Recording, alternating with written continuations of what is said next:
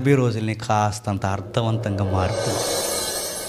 అర్థవంతంగా మార్చడానికి ప్రవేశపెట్టినవి ఏంటంటే ప్రార్థన, ఉపవాసం, పంచిపెట్టడం, నెక్స్ట్ పశ్చాత్తాపడడం, మారు మనసు లేని వారు మారు మనసు వైపుకి వెళ్ళడం.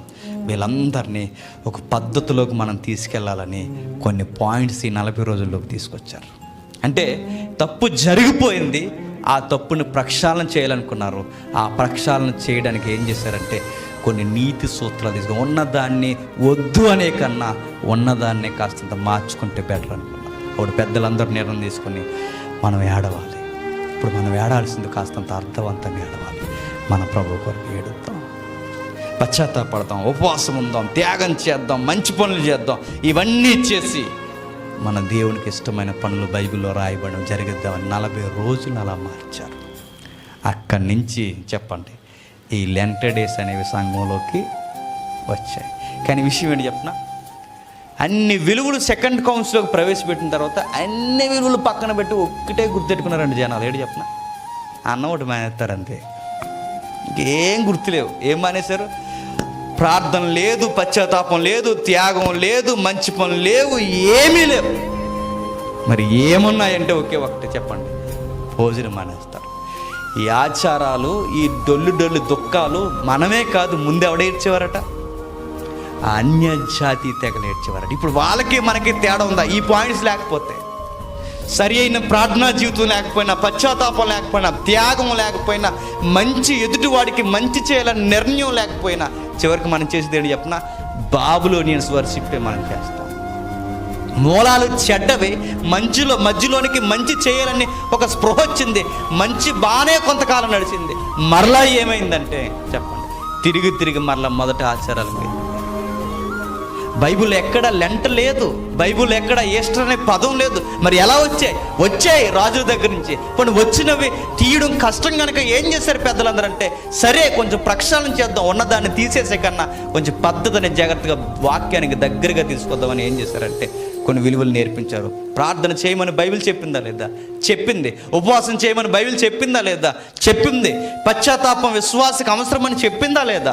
చెప్పింది. ఇలాంటి విలువలన్నీ వడబోసి ఈ 40 రోజులు ఇది మనం ఖచ్చితంగా అలవాటు చేసుకోవాలని తీసుకొచ్చారు. ఈ విలువల ప్రకారం ఈ 40 రోజులు చేస్తే కాస్త దేవునికి నచ్చుతారు. ఈ విలువలన్నీ పక్కకు దోసేసి కేవలం లెంటన్నదాన్ని ఒక వ్రతంలాగాని మీరు చూసారో, ఆ వ్రతం ఏంటో చెప్పండి, తమ్ముజు కూడా రథం అది. మీరు దాన్ని కేవలం చాలామంది మా కొలీగ్స్ చాలామంది ఉంటారండి, వాళ్ళు ఏమంటారు చెప్పినా, ఒరే ఈ లెంట అయ్యే వరకు మేము డ్రింక్ చేయరా అంటారు. డ్రింక్ అంటే థమ్సప్ కాదు, చెప్పండి. ఇలా రథం అది. అలాగే బయట వాళ్ళు కూడా రంజాన్ అయ్యే వరకు ఏం చేయం, బయట వాళ్ళు కూడా పలానా పూజలు అయ్యే వరకు ఏం చేయం అని ఏదైతే అదే శివరాత్రి అది అయ్యే వరకు చేయమని వాళ్ళు ఎలా అంటారో, మన వారు కూడా లెంటని ఏం చేస్తారు చెప్పండి, ఆచారం. ఈ లెంట అయ్యే వరకు మేము మాంసం తినవరా, ఈ లెంట అయ్యే వరకు మేము పెళ్ళిళ్ళు చేసుకోవరా, ఈ లెంట అయ్యే వరకు శోభనాలు లేవరా, ఈ లెంట అయ్యే వరకు పిండి వంటలు లేవరా, ఈ లెంట అయ్యే వరకు మాంసమే వద్దురా, ఈ లెంట అయ్యే వరకు చెప్పులే వేసుకోవరా. ఇవన్నీ ఏంటి చెప్పండి, ఆచారం. ఎలా వచ్చాయి? అసలు విషయం వదిలేశారు. పెద్దలకు కూడా ఎందుకు చెప్పినా, శ్రమ దినాల్లో ఎందుకు పెళ్ళిళ్ళు, శ్రమ దినాల్లో ఎందుకు కార్యక్రమాలు పెట్టుకోవద్దంటారంటే, ఆ టైం మీరు వేస్ట్ చేయొద్దు. ఆ టైం వేస్ట్ మీరు పెళ్లి కోసం, పెళ్లి కనుక మీరు లెంట టైంలో పెట్టుకున్నారనుకోండి, 40 రోజులు దేవునితో గడపాలనుకున్న టైం అంతా పట్టుకు మీరు ఎక్కడ పెడతారు?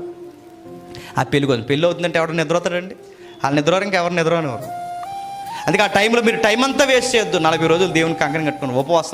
ఉపవాసంలో స్టామినా పెంచుకోండి, ప్రార్థనలో నాణ్యత పెంచుకోండి, పంచిపెట్టడంలో నాణ్యత పెంచుకోండి, త్యాగంలో పశ్చాత్తాపంలో నాణ్యత పెంచుకుని, ఈ నాణ్యత పెంచుకునే టైంలో ఈ పెళ్ళిళ్ళు, శిఖార్లు ఇవన్నీ పెట్టుకోకండి. దేవునికి దగ్గరగా ఉండండి అని నేర్పించారు.